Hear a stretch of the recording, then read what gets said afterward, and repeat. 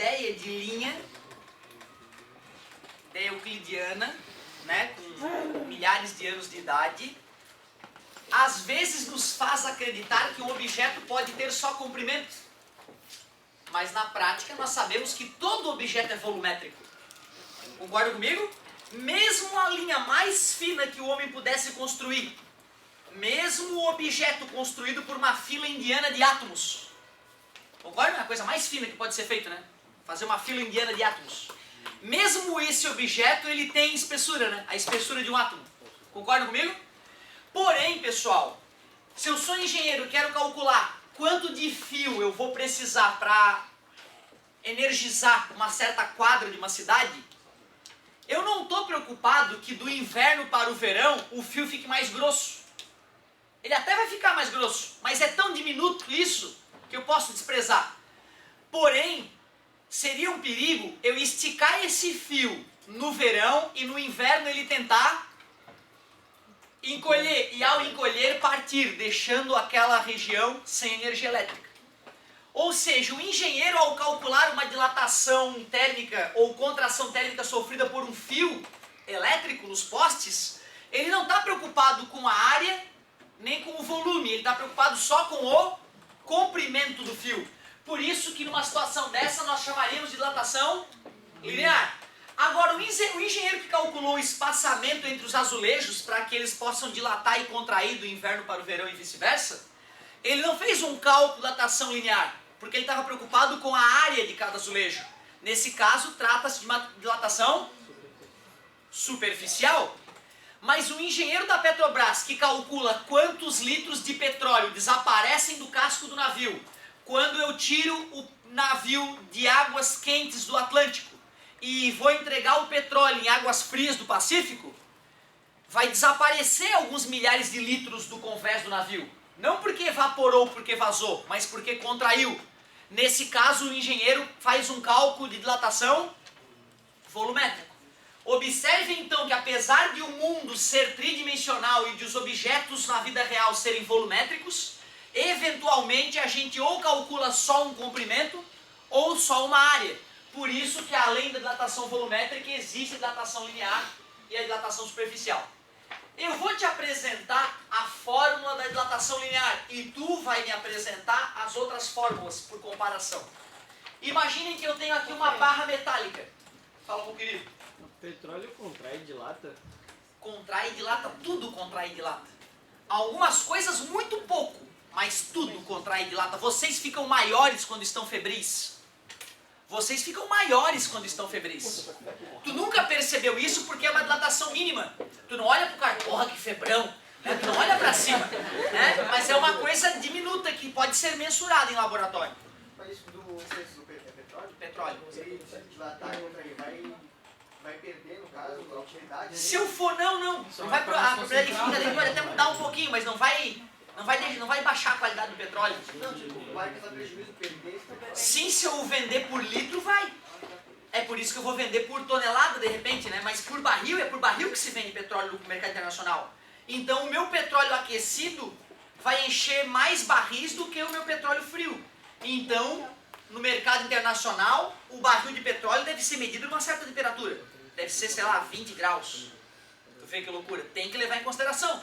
Um posto de gasolina, ele pode comprar a gasolina num dia frio e vender num dia quente. Vai se beneficiar. Certo? Vai ter um exercício da apostila que vai fazer calcular quanto o cara ganha. Aquecendo a gasolina. O cara de careta aquece a gasolina dentro do posto, do tanque do posto, antes de jogar no tanque do carro. Certo? E vai dilatar a gasolina, e a gasolina dilata bastante, cara. E aí vamos calcular quanto que esse cara ia ganhar com essa mutreta. Não tem tipo uma lei que tem que deixar a gasolina tipo subterrânea? Sim, toda gasolina tem que ficar subterrânea, mas e se eu colocar resistores aquecidos? Então, mas tipo, não tem Tem fiscalização. Tem que ter fiscalização.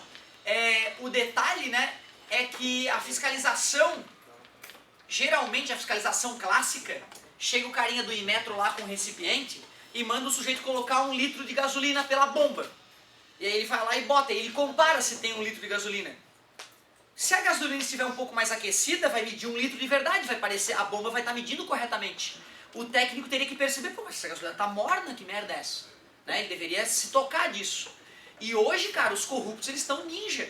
Eu vi há, sei lá, 2, 3 anos atrás, posto de gasolina em São Paulo, onde o gerente tinha botõezinhos lá, na gerência, que ele colocava, ele apertava um botão e entrava o gasolina alterada. Apertava um botão e entrava o gasolina normal. Ah, chegou o cara do Imetro. Abastece gasolina normal, abastece do tanque que tá frio. Ah, o cara do Imetro foi. Gasolina morna. Tá entendendo? Tu vê como é delicado isso. Sem contar o jeito mais clássico de burlar a lei, né? Ah, tudo em metro? Chega aí, vamos tomar um café aqui na cafeteria do meu posto. Quanto é que tá ganhando, cara? 7 pau? Ah, vou te dar um brinde por mês. Vou te dar um brinde. 2 contos. Né? Pô, que seja 2, que seja 3, que seja o próprio salário do cara. De vez em quando eu vou te dar essa graninha, beleza? Pra que tu não venha fiscalizar a minha bomba. Aí em vez de 1 litro, eu tô botando 900 ml no tanque do cara. Quase ninguém faz a média do carro. O dia que o cara fizer a média, ele vai achar que, pô, pisei demais esse mês, gastou muito gasolina. E pode ser o posto que tá te engrupindo, né, cara? Então é muito delicado, cara. A corrupção hoje, ela tá em todas as áreas, né, cara? Tem que estar ligado. Fala, meu amor. Temperatura que seja média. Como? Uma temperatura que é média, Agora, proporcionalmente o uma Diego, Não, a depende da Gabriela, temperatura original. o Lucas, Se eu esfriar, Marcelo, sempre encolhe. Se eu aquecer, dilata. Tem substâncias que... elas estão sempre aumentando. Ou, se a temperatura for mantida constante, ela vai se manter com volume constante. Nós vamos estudar logo logo a dilatação anômala da água, que mostra que a água não tem esse comportamento tão redondinho. Tem uma faixa de temperatura que tu esquenta a água e ela encolhe, safado. Que viagem, né? Por isso que é chamada dilatação anômala da água. Falaremos disso também. É um pouco antes da evaporação? Não, a dilatação anômala da água ocorre nas proximidades de 4 graus Celsius. A 4 graus Celsius a água apresenta o seu menor volume. Quer dizer que esfriar a água abaixo de 4, ela dilata. E por isso que o gelo, ao se formar no congelador, expande as garrafas de água, quebra, né, as garrafas de champanhe, cerveja, ou estufa as latinhas, né? Quando a gente esquece uma latinha de refrigerante lá no refrigerador, porque a água dilatou. E quando eu aqueço a água acima de 4 graus, ela dilata, como é esperado. Só que se a água está a 1 grau e eu aqueço ela para 4, em vez de ela dilatar, ela encolhe, tu vê? Por isso que a água tem essa dilatação anômala. A temperatura perigosa é 4. 4 graus Celsius positivos, a água está líquida e está no seu menor volume. Outra substância que se dilata anomalamente, que nem a água, o ferro. O ferro tem uma temperatura que tu aquece ele e ele encolhe, antes de começar a dilatar. Que viagem, né? Não, é que. Não sei se tem a ver com isso, mas é que hoje, quando eu fui abrir a minha garrafinha, que tinha Coca-Cola dentro, daí ela tava estufada, tanto que eu botei ela e ela caía de lado. Era. É a dilatação anômala da água. A água dentro da Coca-Cola se dilatou ao resfriar, certo? E aí ocupou um volume maior do que deveria, o fundinho da garrafa ficou deformado, né? E por isso perdeu o equilíbrio, né? Ô pessoal, imaginem vocês que eu peguei uma barra de alumínio, ou cobre, ou qualquer outro material que tu deseje, vidro poderia ser, coloquei no forno. Tu aceita que depois de um certo aquecimento, a barra vai estar aumentada? Claro que esse aumento visível aqui foi exagerado para ficar didático, né? Se eu tivesse medido o comprimento final e medido o comprimento inicial, qual seria como é que eu calcularia o ΔL, a variação do comprimento? Claro, ΔL é L final menos L inicial. Se eu aquecer o azulejo, tu aceita que ele vai ficar um pouco maior? Eu sei o S0, que é a superfície inicial, e sei o S, que é a superfície final. Como é que eu descubro o quanto ele dilatou, o ΔS? A variação da superfície. Superfície final menos superfície inicial. Pegasse o cubinho, aquecesse o cubinho, ele ficou maior, claro que eu avacalhei. Tu sabe o V0 e o V. Como é que eu descubro o quanto o volume aumentou? V final. Tu vê, né? Isso aqui eu não preciso nem colocar no formulário, né? Se subentende que o aluno iniciado em física, desde o começo do primeiro ano, já sabe que se quiser medir uma variação nessa vida, tu pega a coisa no fim e subtrai da coisa no início. Uma variação pode dar um resultado negativo? Pode, mas... Quando a água vira gelo, por exemplo. Quando eu falo de dilatação térmica, eu estou falando de mudanças de volume com mudança de temperatura, né? Não é obrigatoriamente um aumento, né? Uma variação de superfície pode ser negativa? Basta que a superfície encolha. E para que isso ocorra, geralmente a gente resfria o objeto. Sem problema. Eu não quero te ensinar isso, né? Óbvio que não é esse o cerne da aula, né? Ensinar a calcular variações. Eu já te ensinei. Eu quero te mostrar como é que eu calculo a dilatação térmica sem precisar fazer final menos inicial. Quais eram os 3 fatores que interferiam? Tamanho. O tamanho inicial era L0. Variação de temperatura. Na fórmula também tem que ter o ΔT. Mas também dependia do... E o material, nós vamos usar uma grandeza física nova para representar a característica de dilatação do material. E nós vamos usar as letras gregas. Quais são as primeiras letras do alfabeto grego? Alfa, beta, gama e vai embora. Eu vou chamar de alfa o coeficiente de dilatação linear do material. Esta é a fórmula para calcular dilatações lineares. Se eu quiser saber o quanto o objeto cresceu ou encolheu, basta saber o tamanho inicial, o comprimento inicial, coeficiente de dilatação linear, é o nome completo dele. Coeficiente de dilatação linear. E também precisa saber a variação de... Na maioria dos casos, a gente fornece tudo para vocês. Você só tem que multiplicar. Só que o coeficiente de dilatação é um número muito pequenininho. Geralmente 10 na menos 6, 10 na menos 5, 10 na menos 7. Portanto, tem que ter matemática básica para operar a potência de 10. É a única coisa que eu vou te exigir. Tenta me imitar e me diz qual é a fórmula da dilatação superficial. S0. Não seria alfa ao quadrado? Não é ao quadrado. Depois nós vamos ver qual é a matemática para relacionar o alfa. Opção. E se fosse isso tudo só tivesse L final? Tamanho final. Aí ele poderia me perguntar o L inicial, né? Sem problema. Eu colocaria na fórmula L menos L0 é igual a L0 alfa delta T. Eu sei o comprimento final, sei o alfa e sei a variação de temperatura. Ele poderia me perguntar, então, qual era o tamanho inicial? Já ficou melhorzinha a questão, né? Já vê que vai dar um trabalhinho a mais na matemática, né? Que legal, a tua pergunta já nos alertou para uma possível questão que vai aparecer. Parabéns, adorei. Voltando, galera, vocês me ajudariam a montar a fórmula da dilatação superficial? Beta, entendi, beta. E a variação de temperatura. Observem que as fórmulas têm a mesma estrutura, né? A variação é igual ao tamanho inicial, multiplicado pelo número que representa o material, multiplicado pela variação de temperatura. Agora é contigo. V0, alfa, beta, gama, variação de temperatura. Então tu me perdoa, cara, eu acho que se eu te ensinar dilatação linear, aí depois, aulas depois, ensinar a superficial e a volumétrica, é perda de tempo. O cara que entende uma das fórmulas percebe que as outras também são honestas. Deixa eu te mostrar como é que nós faríamos para obter o alfa de um certo material. Olha que saco é obter o alfa de um certo material. A tua apostila aí, ela deve ter uma tabela, né, dos coeficientes de dilatação de alguns materiais. Dá uma olhada aí, dá uma folhada nela, vê se tu acha uma tabela que fale de coeficiente de dilatação. Fica aí então que eu vou precisar de uma ajuda de vocês. Vamos fazer uma experiência virtual aqui rapidamente. Tem o do alumínio aí? Tem? Então tá, não conta ainda. Vamos ao laboratório descobrir qual é o alfa do alumínio. Que ferramentas tu acha que nós precisamos para poder fazer esse estudo? Quero descobrir o alfa do alumínio. Poderia, é o alfa, se fosse o beta, né? Eu quero descobrir o alfa do alumínio. O que eu preciso levar para o laboratório? Eu preciso levar um pedaço de alumínio.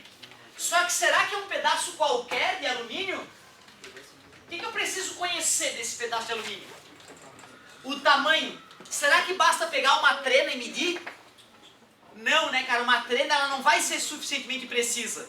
Uma trena tu consegue medir até milímetro no máximo, né? Será que uma régua é o suficiente? Não, né? Paquímetro. Paquímetro mede milímetro com boa precisão. Paquímetro. Será que já é o suficiente? Por incrível que pareça, não. Se tu quiser medir o alfa com qualidade, tu precisa do micrômetro.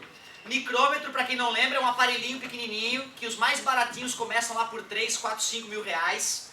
E ele, se bem manuseado, pode medir com precisão de micrômetro. Ou seja, ele mede a milionésima parte do metro.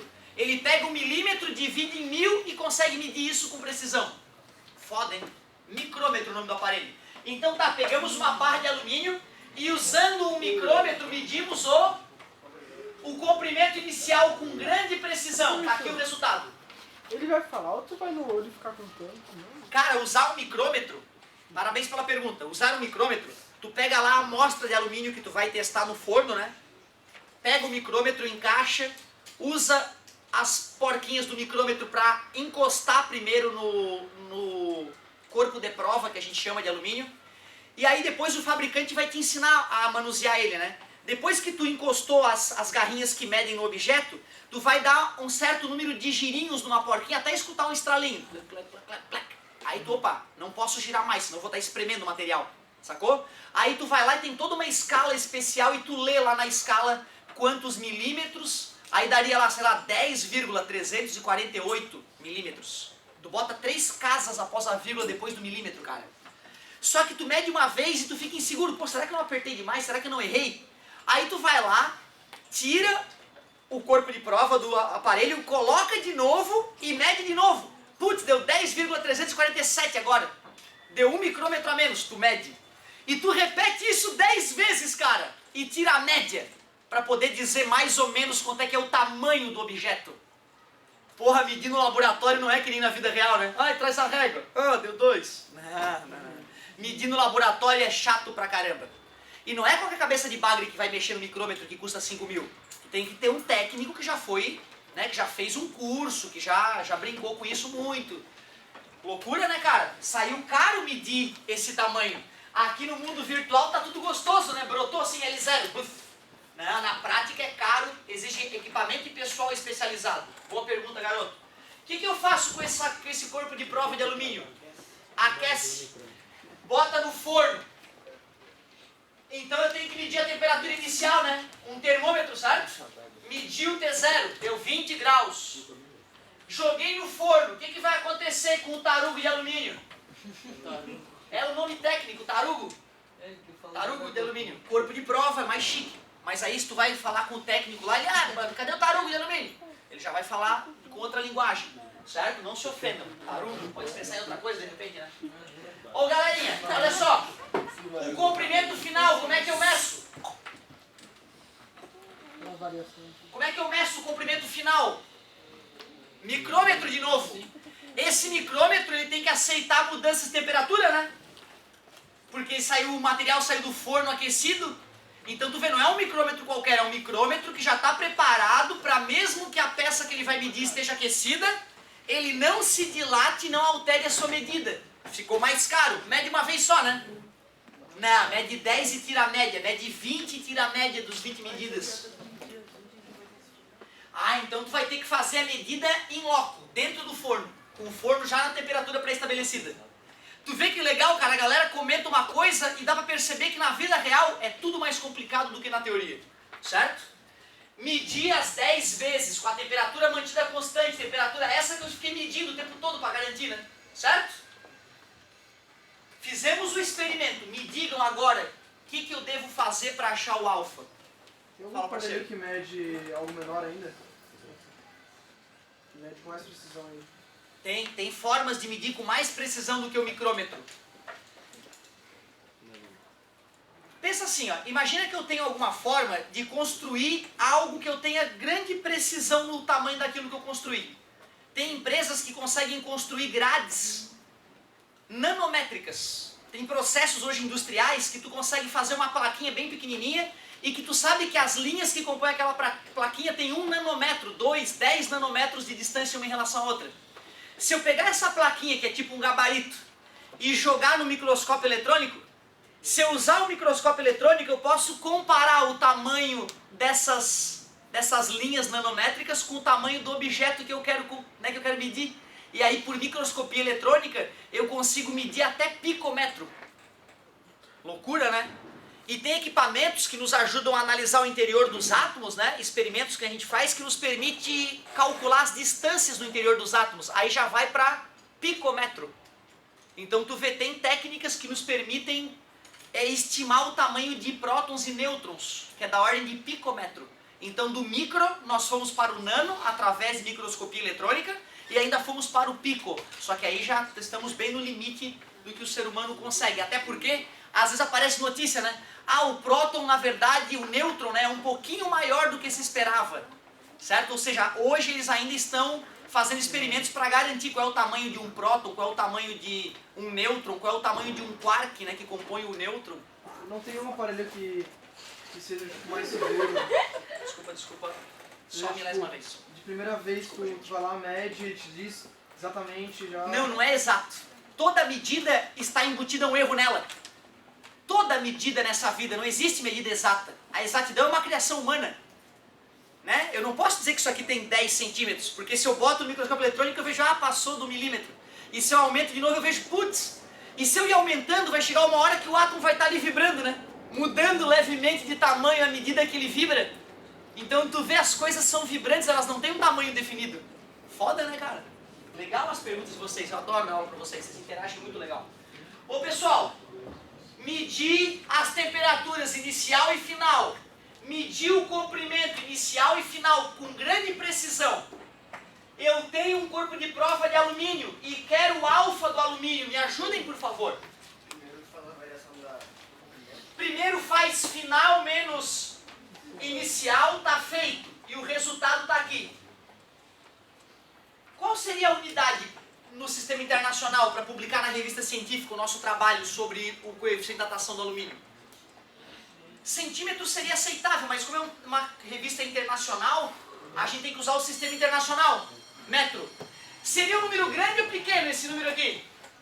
Um número bem pequeno, né? Porque foi uma dilatação térmica, né? Um número pequeno que vai ser medido em metros.